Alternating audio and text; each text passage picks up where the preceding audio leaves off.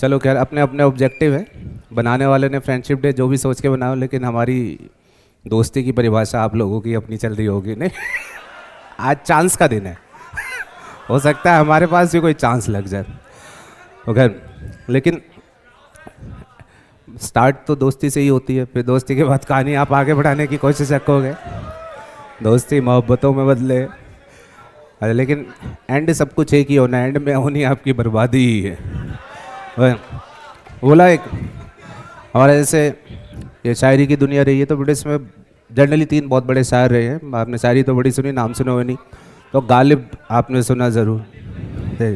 गालिब की बड़ी सारी बातें मैंने आपको बताई। गालिब के बाद एक अगली पीढ़ी आई थी, अहमद फराज, वो बहुत बड़ा शायर रहा। उसका आपको वो सुना था ज़िंदगी इम्तिहान लेती है, फराज साहब का शेर था। और एक और शायर था, जॉन एलिया करके शायर था। हाँ, ये हम कहाँ शायर बेटा, हम तो कट कॉपी पेस्ट करके चल रहे हैं, ठीक है। तो 4 लाइनें जॉन एलिया ने कही थी, मैं आपको सुनाता हूँ, ज़रा सुनना। वो बोला, रोज़ रोता है तेरी फुरकत में। वाह तो कर दिया, चाहे फुरकत का मतलब ना पता नहीं। तो खैर, under any act definitions are very important. तो सेक्शन 2, तो ऐसे ही कोई भी शायरी से पढ़नी हो तो डेफिनेशंस आर वेरी इंपॉर्टेंट। तो फुरकत का मतलब होता है बेटा जुदाई, ठीक है ना। तो अब आपको वो लाइन समझ आए। तो शायर बोला, जॉन एलिया साहब बोले, रोज़ रोता है तेरी फुरकत में, पड़ गया है ये किस बुरी लत में। रोज़ रोता है तेरी फुरकत में, पड़ गया ये किस बुरी लत में, और चैन से बैठने नहीं देती, आग लग जाए इस मोहब्बत में। हाँ, तो खैर ज़माने के साथ साथ लेकिन दोस्ती की परिभाषा बदल दी है। पहले होता था दोस्त, और वो कहते थे दोस्ती ज़िंदगी भर के लिए।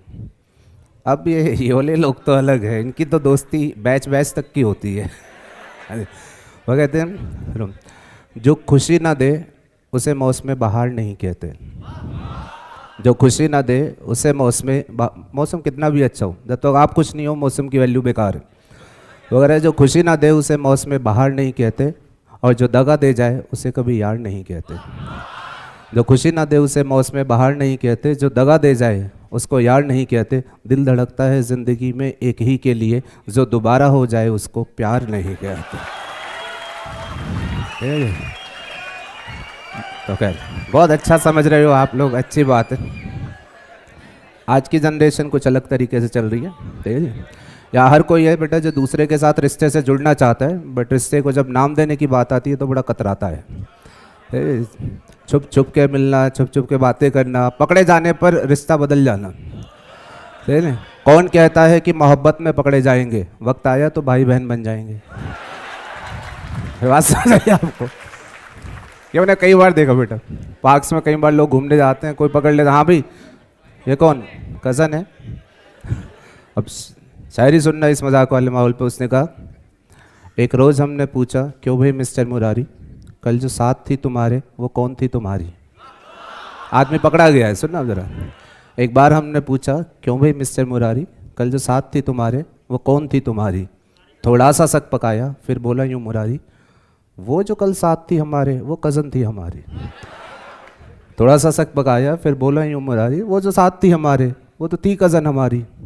पागल समझ रहे हो तुम क्या हमको मुरारी, धूल झोंक रहे हो तुम आंखों में हमारी। बतला रहे हो जिसको कि वो कज़न थी तुम्हारी, तुमसे पहले रह चुकी है वो कज़न हमारी।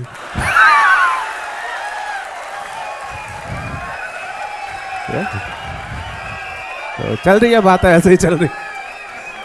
तो क्या, बाकी ये सब बातें बेकार है, बस टाइम पास के लिए आप जैसे मर्जी सुनते जाओ। बड़ा शायर बोल गया, वो बोला, क्यों मरते हो बेवफा सनम के लिए, क्यों मरते हो बेवफा सनम के लिए, 2 गज ज़मीन भी नहीं मिलेगी दफन के लिए। ठीक है, इतिहास गवाह है, हीर रांझा और सोनी महिवालो तरसते ही मर गए। तो क्यों मरते हो बेवफा सनम के लिए, 2 गज ज़मीन भी नहीं मिलेगी दफन के लिए। मरना है तो मरो वतन के लिए, हज़ारों हसीनाएं दुपट्टा उतार देगी कफन के लिए। ओके।